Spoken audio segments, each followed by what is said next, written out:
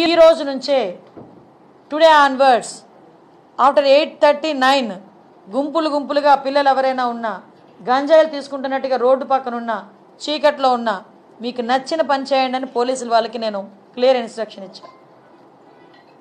At the same time ఈరోజు కొంచెం మరీ ఇంకోటి విషయం ఏంటంటే స్మెల్ డిటెక్ట్ చేయాలి. వీళ్ళు డిటెక్ట్ చేయాలి ఈ గంజా ఎక్కడుంది ట్రాన్స్పోర్టేషన్ టైంలో. స్మెల్ డిటెక్ట్ చేయడానికి రెండు ఉన్నాయి డాగ్స్ పైన. రెండు అసలు నిజంగా ఈ రాష్ట్రాన్ని ఏమి చేసేద్దాం అనుకున్నారు ఈ 5 సంవత్సరాలు నాకు అర్థం కాల. 2 డాగ్సా? కనీసం వాళ్ళకి ఇంకొకటి ఏంటంటే పోలీసులు చెప్తా ఉంటే బాధ అనిపించింది, సీజ్ చేసిన వెహికల్స్ని వేర్ హౌస్ అనేది కూడా లేదు ఈరోజు వరకు. అవన్నీ మాట్లాడితే ఒక పెద్ద ఆయన అన్నారు నాతో ఇందాక, మనకి కనీసం పోలీస్ అకాడమీ లేదండి. ఎంత దయనీయమైన పరిస్థితుల్లో పోలీస్ డిపార్ట్మెంట్ ఉంది, హోమ్ డిపార్ట్మెంట్ ఉంది అంటే పూర్తిగా 5 సంవత్సరాలు పొడుగు పెట్టేశారు.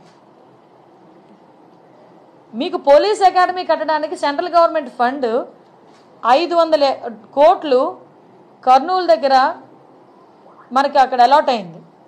ఆ డబ్బులు ఏమండి అంటే ఏమో. గ్రేహౌండ్స్ అకాడమీకి మన దగ్గరే జగన్నాథపురంలో 1000 కోట్లు అలాట్ అయింది. వర్కులు జరుగుతున్నాయా అంటే తెలీదు. ఈ రోజు వరకు అది ఎక్కడుందో కనిపించలేదు ఈ 5 సంవత్సరాల్లో. అంటే ఎలాగ పోలీసులు వర్క్ చేస్తారు? పోలీసులకు ఇవ్వాల్సిన మినిమం ఫెసిలిటీస్ కూడా ఇవ్వకుండా పోలీస్ డిపార్ట్మెంట్ మీద మనం ఎంత ప్రెషర్ పెట్టినా పరిస్థితి ఏంటి? ఈరోజు ఇలాంటి ఇష్యూస్ని చాలా మేము డిస్కస్ చేస్తున్నాం. డెఫినెట్గా గంజాయి విషయంలో ఉక్కుపాదం మోపడం అన్నది ఖాయం. గంజాయి విషయంలో బతికేద్దాం, గంజాయితోనే వ్యాపారం చేసేద్దాం అనుకున్న ఎవరైనా ఈ రోజుతో క్లోజ్ చేసుకోండి. దీని మీద పర్యవేక్షణాలు చాలా సీరియస్గా ఉంటాయి. గంజాయితో దొరికితే ఏదో పాపం ఎంత దారుణం అంటే 18 నుంచి 25 సంవత్సరాల లోపు ఉన్న వాళ్ళు ఎక్కువ మంది ఈ గంజాయి ట్రాన్స్పోర్టేషన్లో. వాళ్ళు చెప్తూ ఉంటే బాధ అనిపిస్తుంది. ఒకరోజు నేను అక్కడ కూడా ఒకసారి సెంట్రల్ జైలు కూడా ఒకసారి వెళ్ళి చూస్తాను. ఒకసారి వెళ్ళి అక్కడ కడుపుతో ఉన్న వాళ్ళు ప్రెగ్నెంట్ లేడీస్, చిన్న పిల్లలు, వాళ్ళందరూ కూడా ఈరోజు 1200 మంది జైల్లో ఉన్నారంటే ఏంటి దాని పరిస్థితి ఏంటి? అంటే ఇన్ని సంవత్సరాలు, ఈ 5 సంవత్సరాలు విశాఖపట్నాన్ని రాజధాని చేసేస్తానని మాట్లాడి ఏందయ్యా రాజధాని చేశావు అంటే గంజాయికి రాజధాని చేశాడు, డ్రగ్స్కి రాజధాని చేశారు. రోడ్డు మీదకి వెళ్తా ఉంటే భయం వేస్తూ ఉంది. ఇటువంటి సిచ్యువేషన్ నుంచి కంపల్సరీగా ఒక మార్పు అయితే తీసుకురావాలి. ఆ మార్పు తీసుకురావడానికి వైజాగ్ ప్రజల్ని కూడా నేను సపోర్ట్ కోరుకుంటున్నా. డెఫినెట్గా పోలీస్ వాళ్ళకి సపోర్ట్ చేయండి. ఇంకొకటి కూడా చెప్తున్నా, గంజాయి విషయంలో నేను పోలీసులకి ఇన్ఫర్మేషన్ ఇది కూడా చెప్పాను. గంజాయి విషయంలో ఎవరైనా పట్టుబడిన తర్వాత పోలీస్ డిపార్ట్మెంట్ వాళ్ళకి మేము అధికార పార్టీకి సంబంధించిన వాళ్ళమని చెప్పినా కూడా మీరు టాలరేట్ చేయొద్దు అని చెప్పా. ఎవరైనా ఒకటే తప్పు చేసిన వాడు గంజాయి విషయంలో ఎట్టి పరిస్థితుల్లోని తెలుగుదేశం పార్టీ వాళ్ళైనా, జనసేన, బీజేపీ ఏ పార్టీ వాళ్ళైనా, ఆఖరికి వైఎస్ఆర్సీపీ వాళ్ళైనా ఎట్టి పరిస్థితుల్లోని ఎవరిని కూడా టాలరేట్ చేయాల్సిన అవసరం లేదు. టాలరేట్ చెయ్యం, ఎట్టి పరిస్థితులను టాలరేట్ చెయ్యం. టాస్క్ ఫోర్స్ ఈ రోజు నుంచే రంగంలో దిగుద్ది.